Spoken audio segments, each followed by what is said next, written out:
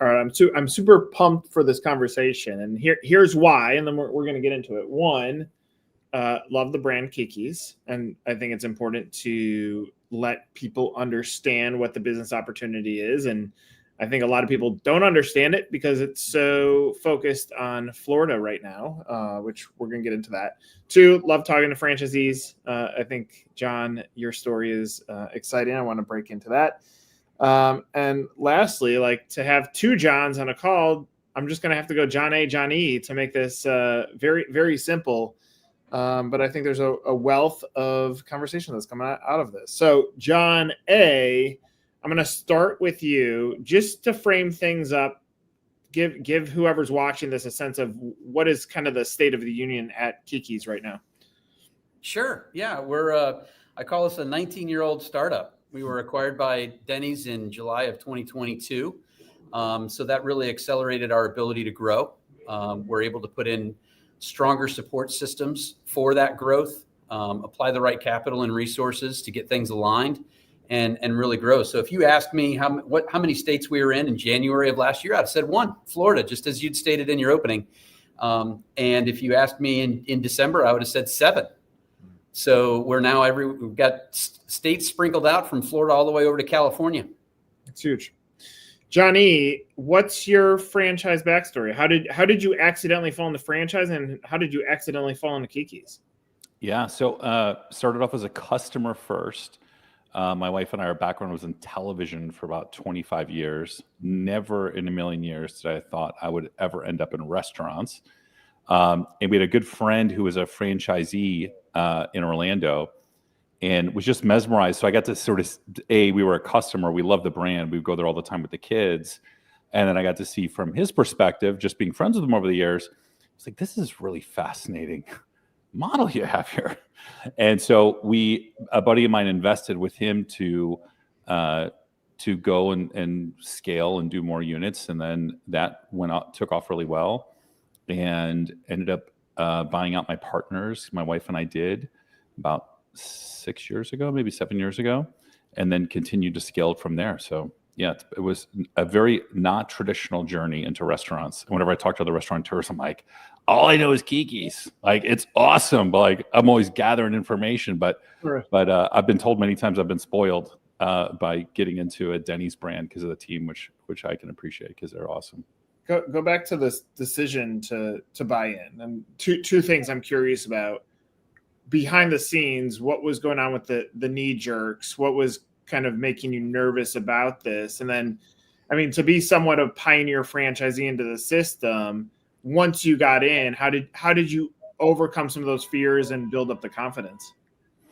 Yeah, I mean, I think you mean why restaurants in general? What with the knee jerks? Yeah, I think you always hear the difficulties of the restaurant business, and I think there's those things that are, for a lay person not in the industry, you just hear it's a very difficult industry, and it is. I'm not saying in general it's not, but what was fascinating about the Kiki's model was it's a single shift restaurant, right? So you've got just breakfast and lunch. The labor pool you're pulling from is fantastic because there's a lot of people who work in the restaurant industry that have family lives and don't like working nights and missing out. So you get a ton of people who get to drop their kids off at school and go work, make good money, and pick them up, and it works really great. So the labor pool is great. The product is, again, it's fun when you're a customer first and you're a big fan of the brand and the product, and you get to see your kids beg you to go on the weekends. And so you're like, oh. And what's funny is I always tell these guys, we worked in TV for 25 years. Our kids could not think, like, we got no cool points for that at all. Like, we did stuff for MTV. I mean, like, cool stuff in our world. They were like, TV, like, it's YouTube, so like social media, do you produce anything, whatever. The second we said we were getting into Kiki's, it was like we had rock star status. So like, can we go in the kitchen? Can we bring our friends? Can we do this? Like, they think it's the coolest thing in the world. So that was also a fun perk. I did not see that coming, but that was a fun tangent. I don't know if I answered all your question. No, I think it's a good start to it. It's funny that you say that. I took my kids to Kiki's last week, and typical. I have a 13-year-old and a 10-year-old. They're like, Dad, you know these guys? I'm like, uh-huh. And they're like, do you get discounts? I was like, no, they kind of pay us okay. I don't think we need to ask for a discount. But it's interesting, and I think that's probably part of the allure of the restaurant business is sometimes to kids there is a rock star component to this. And look, and John A., I'm curious on your viewpoint on this. Like, and you've been in the system for a long time. Like, I think a lot about legacy and businesses that you can build and grow and scale, and two options at the end. You could sell it off, or you can have a continuation. And John A., if we look at like Denny's as a business model, you can see multi-generations getting involved with the business. But talk about that sense. Like there's a culture here that is family. There's franchisees who have family. Like, is that part of the magic of what this business opportunity is? There's no question. I think just an extra point to add to where your question was leading was that our franchise community weren't necessarily strong restaurant backgrounds. John just explained one, and he's one of our best. So recognizing that great restaurant people can be found anywhere. John mentioned the pool for hourly and management. We feel the same way about the franchise community. And we know we've got a strong brand. And we like to say this is a very simple business. That doesn't mean it's easy. Mm-hmm. Right? So there's a massive difference between those two things. And you have to come in and see what that's all about, and maybe even experience some other restaurants. To John's point, he was maybe a little bit spoiled being in this brand. It's really, really well established. When you think about, hey, if you're going to be king for a day, what would you come in and change? Not much. The founders really did a good job of curating simplicity and excellent quality with efficient service. And so that's just what we're trying to execute on a regular basis. So from a franchisee perspective, we've got it licked. We know exactly what we need to get done. We'll help you get there pretty quickly. We're great on the development side now. We've got killer tools to help you make sure you're making good decisions in whatever market you choose to open a Kiki's. And we're there for you from cradle to grave.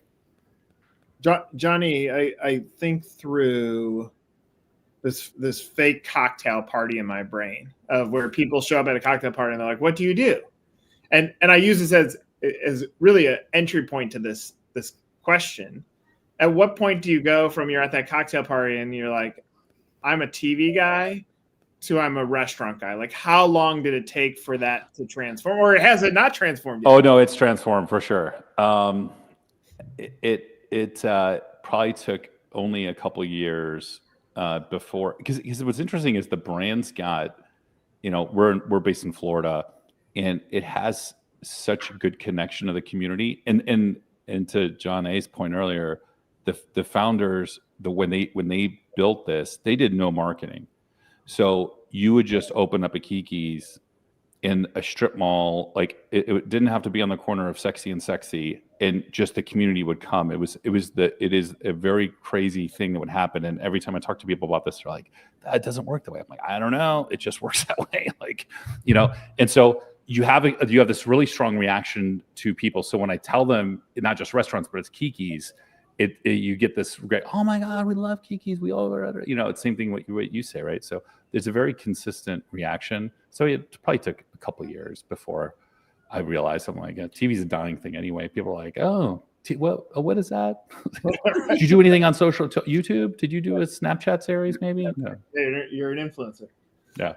Yeah. I mean, it's interesting because if I zoom out of I'm going to call it the better breakfast industry, where it hasn't worked out for brands that have stalled out. Obviously, Kiki's is growing. You can hear in John A.'s opening statement, one state to 7 by the end of the year. The brands that stalled out, they over-index on saying, John E., you can get into this. You don't need any restaurant experience.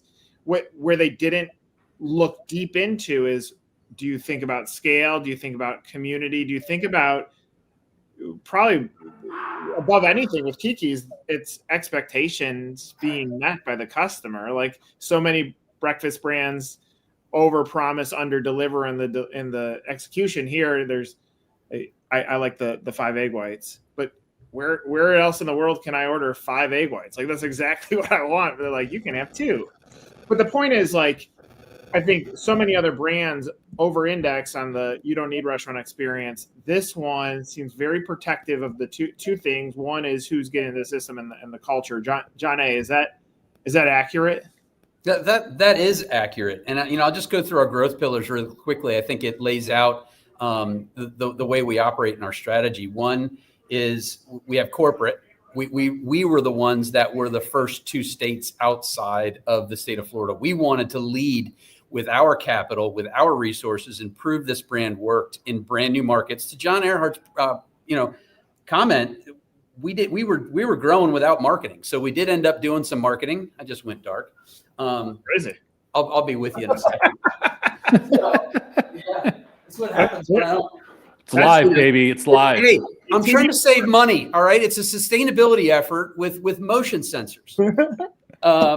So the second pillar would then be existing Kiki's franchisees. My good friend John is a big part of that. The third part would be traditional. You're going out and you're finding brand new franchisees. Our superpower was going with Denny's. And we've got all these incredible Denny's franchisees with successful businesses throughout the country that are saturated and are doing an incredible job that want to grow, so that they're going to find another brand. It was kind of one of the genesis behind why Denny's purchased Kiki's, was to continue growth and keep it in the family, so to speak. So, we're able to tap into that talent. And that's why we're in 7 different states so quickly. We followed talent. We're a people first organization. That is one of our top guiding principles for us. And we're putting that in action with how our growth pattern is flowing. We're putting people first. Those great franchisees are leading us into communities that is really hard for probably other brands to execute, whereas it's their home turf for us. I want to ask both of you this question. Like, if we got, obviously California kind of puts the bookends on the country, but if we go into most states and say, do you know what Kiki's is? The answer is going to be no. If we line up the business opportunity against other business opportunities, it is best in class. Anybody that gets deep enough into the sales process can look at the numbers, and they're going to see best in class for a restaurant category.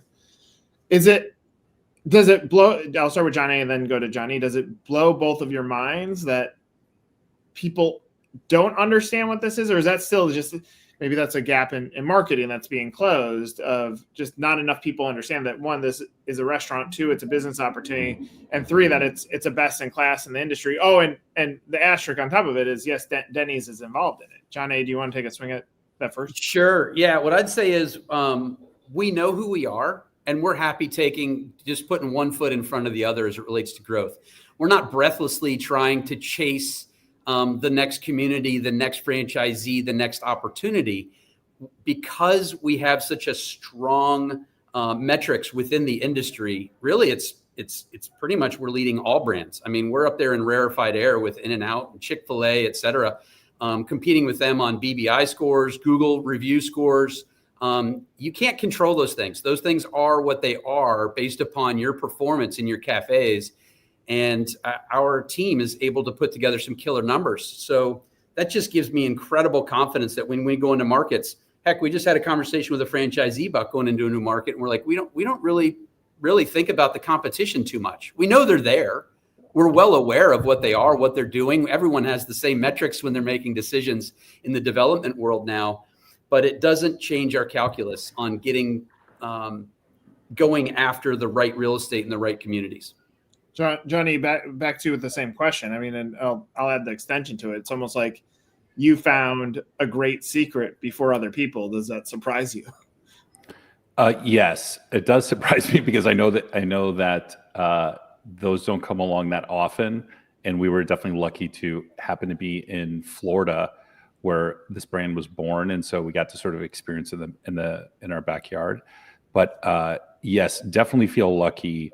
And especially in the breakfast category, and I'm truly saying this not because I'm already in it, but the breakfast category is a very special category, as a lot of people know. If I could redo it, I literally couldn't think of any other brand that would when you think of our competitors, we go against in the experience of just, I was a customer first for many years. Like, I know why we went to Kiki's, and it's it's a very unique thing that brand has, and the founders put together, and it's been expanding on since, but it is special. It's hard to quantify, and there's lots of theories about it, but you go in and everything from the booths, the way it's set up, to the presentations and the food and like there's just a lot of magical stuff that it just happened just right. So yeah, I think we're all lucky, honestly.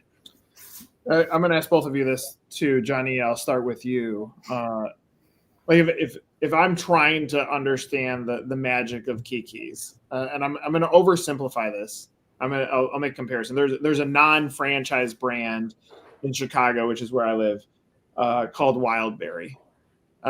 You sit down, you feel good, the service is great, you're not overly like cramped in a space, there's no sense of being rushed. That's all on the experience side when you walk in the door. Even though there's a long wait, typically you feel taken care of. Coffee outside if you're waiting. Then you get to the ordering experience and you make this order, and then the size of the plate that comes out is enormous. And obviously, like if you look at the margins or the food costs on breakfast, there is some wiggle room to do some interesting things to increase the size. We don't live necessarily very close to the Wildberry. It is on our DoorDash list for breakfast, and the kids absolutely crave it, but it's because surpassed expectations constantly. In the breakfast space, I feel like most breakfast restaurants get a shot to have at least one shot with a customer. And then if it doesn't wow them, then the odds of them coming back is slim to none unless it's within proximity. And so with Kiki's carrying it all over here, my perception is it's almost like the business is built on giving the customer the pickle.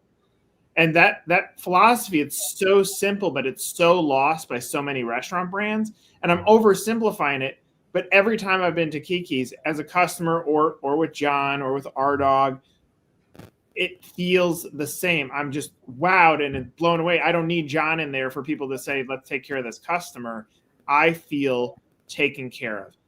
Am I oversimplifying the excellence of this, or is that it? I'll go. I think it's a huge part of it. It's almost all of it, honestly. The wow factor is 100% right. I think that's one of the big differentiators. And there's these anchor dishes that we have that are those factors. Like my picture on my phone for one of my daughters is like the Florida pancakes being set at the table and her just reaction on her face. And it's just her and I to get daddy-daughter date. But like, it was so like, she's just overwhelmed, and it has that impact. Right. And so you have to have that layer. And I think for breakfast to work and really pop, and I think it is a key part of the success. And I think just the experience, like the nature of everything, and I mentioned this earlier, but the booths, like there's something about having these high booths. It's intimate. You're there with your guests. You're not looking at 20 people behind. You know what I mean? It's about that experience in the moment, and it's very, very cool and special. So yeah, I would 100% agree with what you're saying. John A., any comments on that? Yeah, just to follow up on the experience a little bit, we talk about that a lot. It's not super popular to say, hey, we really want drop ceilings. Not like an exciting design feature in a restaurant. Most people are like, let's open it up, we'll make it bigger and get the music slamming. And then once you fill it with people, the experience becomes so chatty, so loud. If you're sitting at a six top and you're talking diagonals, you can't even have a conversation across your own table. At Kiki's, you're with the people you're with. And that comes through in our consumer research. We recently concluded one in Tampa and one in Dallas. We had a reputable company who's done lots of brands. And one of the things that came forward, Nick, which was, heck, it still gets me emotional when I talk about it. The term love was brought up in both cities multiple times. And he's like, look, to have that type of a connection, there were others too. I'll leave a lot of the details out, but just to have that type of connection from a consumer, we don't have that anywhere in our marketing. That's nowhere on our menus. It's not something that we're trying to push forward. It's the feeling we evoke when they come in. So It's just simply taking care of those guests in that efficient and look them in the eye type of way. I'll just give one type of context of what that means for us. One of the mothers was expressing their kids' excitement about coming in, and it's not just the wow factor of the whipped cream and the colors of the strawberries and the blueberries. The server looked the kids directly in the eye to order, as opposed to looking through the parents. Just something subtle like that. You mentioned it with the pickle. For us, it's the orange and the parsley, and on every plate. So those little things do add up. I was curious. I just put into ChatGPT. What's the worst restaurant in the breakfast space in America, and what makes it worse? I'll leave the brand name out of it, but it's interesting because it's so simple, but it's absolutely the opposite of what we're talking about. And look, I promise you that the brand that is on my screen, the good thing the reflection isn't coming on, they would tell you they do a good job and that they are an iconic brand. And that's why I think it's important. Like from my viewpoint, yes, I am connected to Kiki's, but me experiencing it as a customer, John, your daughter, my children experiencing it as customers. Like there's a consistency here that is us saying that this is a really cool experience, and we don't need Kiki's to tell us that it's really good. And then you look at what makes a bad brand, it's the opposite. And so like what's fascinating to me in the restaurant industry, sometimes the fundamentals are so easy, but so overlooked because you probably get some egotistical leader in place that says, here's how we cut costs and here's how we cut this. And John, what you just said, like when you're at a table, you're like, you're together, and the term love, like these are things that have currency that, in my opinion, create the repeat guest. It might not create the first time guest because they don't, like every brand says it, but once you feel it, and a feeling takes over your relationship with a brand, I think it builds that up. John E, do you see that with your customer base as you've been in this? Is that 100%? So the stories we have got all our stories on Slack, and so we have channels for feel good stories and things. There's so many stories that come from the front lines that are just mind blowing and just remind you, like, hey, we're not really in the pancake business. We're in the people business. Like this is way more than just breakfast. But we've had these incredible moments where I'll give you one story just so you put a pin on this. We have customers that will literally come and give like Christmas cards to the staff, and then we'll even partake in our like employee Christmas parties. Like they come and they bring potluck. A ton of moments of like people going through tough times, and the servers just pick up on it, and you do that little extra thing, and then there's a crying moment, and it's this extra touch that just happens. And it does start from the top down. Like there was something about the culture early on. It just continued. It is a people business, as we all know, but there is something really unique about what happens to the culture here. And you just get these stories after stories. Like I've got a channel here that's just loaded. It's constantly coming through. And it is special. And I think that goes to the recurring customer piece. Like we do have a really great recurring base that loves the brand and are advocates for it. Johnny, I mean, like, yes, we can. Everybody needs to have passion about the business they bought into. At the end of the day, it's about making money. But there's two ways you make money. You either just make money in business because you set up a good business, or you make money because you make a difference. Mm-hmm. And so I would like, obviously you're in business to make money, but what you just said has to give you like a whole new. It's a different type of currency that might not be cash, but like inside here, like, all right, this was the right decision, right? Oh, 100%. It was the right decision.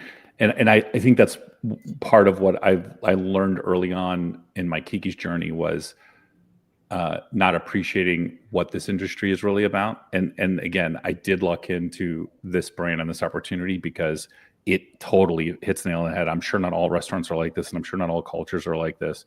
But man, it was the right fit, and why we went from just being investors in it early on to many, many years ago, buying out the partners to take it over, because we wanted to take it that next level and push that even further, because you have the palate to work with, right? It's a brand that you can really lean into that the culture's already there for it, and you can empower it. I mean, we during the holidays, are one of the best things our servers love is we give them they can comp any table in a table in November, December. They just have to share the story, and man, like this, it's like this type of culture of how people think about stuff. But they love finding these stories of like something just happened, and they just comp the whole table. It's the holidays kind of thing, and yeah, it's very fun. It's very I never thought I'd be in this industry, and I never thought I'd be talking about this industry the way I am now. It's very interesting, very unique. One comment first. I don't want to overlook what you just said. You let your staff comp a table in November and December. I would assume, not to make an earnings claim, and I don't care how much, but you do make money as a franchisee, yes? Yes. Okay. And majority of franchisees in this industry community that we happen to be in would listen to what you just said and said, well, who's going to pay for that? And yes, you make money, but you empower your staff, and empowering your staff should empower the customers, and should be like this whole wheel. And that's why like what we're talking about is so basic, so left off in business. When you were talking, my brain went to recently I was at a breakfast place, and it was like $3.50 if you wanted toast at your table. Like, how do we get to this place? Like, yeah.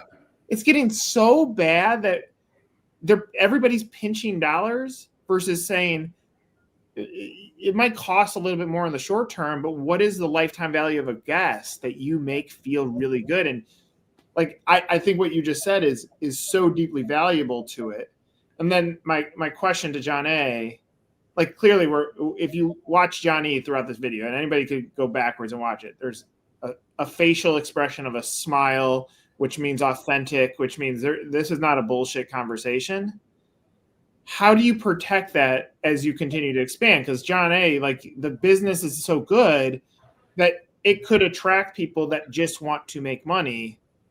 But if you get people that just want to make money, they're going to listen to what John E just said about November, December and say, I'm not doing that. That doesn't fit the culture though. Like, how do you protect that as you go forward? Yeah. So for us, if you go back to those growth pillars from Denny's, there's a 30, 40 year relationship in some cases. We know how they're built. We know how they think. And what I'll say about successful franchisees is almost 100% of the time, one of the first things they talk about is people. They recognize the value of getting their people engaged the way John was talking about. Maybe that's unique. Maybe comping a table and having the servers have a little bit of power and control over serving their community like that is unique. What's not is to hear things like, well, this person has worked with me for 10 years. He's been in management and is now a partner with me in my new venture. As I open up a new Kiki's, there's now an equity that's being provided to that person. There's constant growth all the way up. And so if we're all looking out for each other on that level of growth, continuing to get to the next level on that mountain, we're all climbing in some way, shape, or form. Mm-hmm. The care for that, Nick, is really what sets them apart. And so we're able to identify that immediately with the Denny's folks. When we bring in new people, that's our dog's job in the early stages, is making sure that fits. And then we're always kind of looking at each other and making sure from a franchise relation standpoint, my job is to be a pollinator of some of these ideas and creating forums for John to be able to express what he does within the community, et cetera. And then going back to like your toast example, Nick, I just want to touch on that for a moment. Another example in our industry where we grappled and ended up landing in a certain place was egg prices. They spiked earlier this year to an obscene level.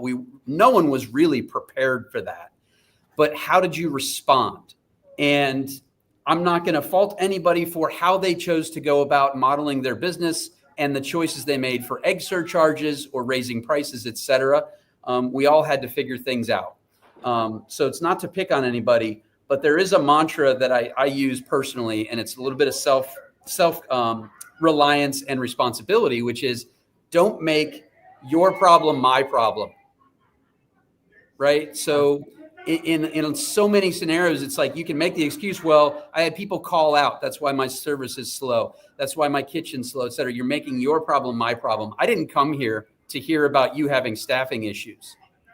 So landing, that's the part where it's simple. Staff the restaurant, train well, have good quality product. But the part that makes it hard is landing that every single time. And that's where the difference makers are made. I love that you just made that comment, and we could spend a whole nother hour talking about this. But last night we ordered from DoorDash. We are a DoorDash user. The fees on the dinner was $33 in fees. That's with me already being a premium member. And I'm in the restaurant industry. I know the prices are more expensive for an experience that I'm going to have at home where the food's going to be colder than it was in the restaurant. And so I say that because if I'm looking at futures, you guys are setting this business up quietly to be a resolution for the future. You're not going to solve the dinner time issues that exist because you don't serve past 2. That's part of the beauty of the business. But what you're talking about is setting a business up so that when there's another turn on this, because eventually customers are going to be very frustrated with the way that the industry is going, that it's my problem as the customer, not as the business owner. They're going to turn and they're going to look for businesses that want to build true loyalty and connection. And that's obviously what Kiki's is doing. Johnny, I want to close with this. Obviously, you've had a great run with the business. What does your future with the business look like? Where does the dream go from here? Yeah, we just opened our 9th cafe last month, which is fantastic. So excited getting that up to speed with a bunch of the new designs, which are awesome. The new Kiki's redesign has been fantastic. And then looking ahead for 2026, like lots of exciting opportunities in our areas. So keeping our eyes open and excited to grow with the brand. But yeah, it's a fun time. I love it. John A., close with your closing statement. Someone's watched us to this point. What's the last thing you want them to know about Kiki's? Yeah, I mean, all you have to do is look at the numbers. If you can get access to the black box intelligence numbers, Google reviews, just go look in the public domains that you have access to and go see how we're doing. We are not afraid of competition. We understand our competition and we appreciate the hard work they put in. But we love our brand. And if you want to learn more, feel free to get disclosed, reach out to our dog, and we'll get the ball rolling so we can have a more in-depth talk. And John's door will always be open. Always open. Right? Talk to many franchisees. So yeah, happy to share anything. But most importantly, go eat it at Kiki's. That's where the first thing. Your door closed too, though. Let's not don't show up beyond that. You don't want to be knocked out. Now, I'm going to close by saying this, and I overuse this statement, but you bet on the jockey, not on the horse. And if anybody's watching this, you can read personalities on your own. You can see the two Johns. I'm going to use the word authentic. It feels authentic, and there's no guarantees in business. You could buy this business, you could buy another business, you could scale it. Sky could fall at some point. There are no guarantees, but you want to be in the barracks with a group that wants to give you the support needed. They are cheerleading you to scale the business. Clearly, Johnny, to have 9 restaurants is insane. That's awesome. And so I like betting on the jockey, not on the horse. And I can see with both of you, good human beings, no matter what either of you do in your life, I look forward to following it because I appreciate authenticity. And I'm grateful that both of you gave me some of your time today. We feel the same way about you too, Nick. Thanks, man. It's really an absolute treat to be here with you and you, John. Absolutely. Thanks for having us. Of course. For the Johns, I'm Nick. That could be our next band name. Take care. Thanks for watching.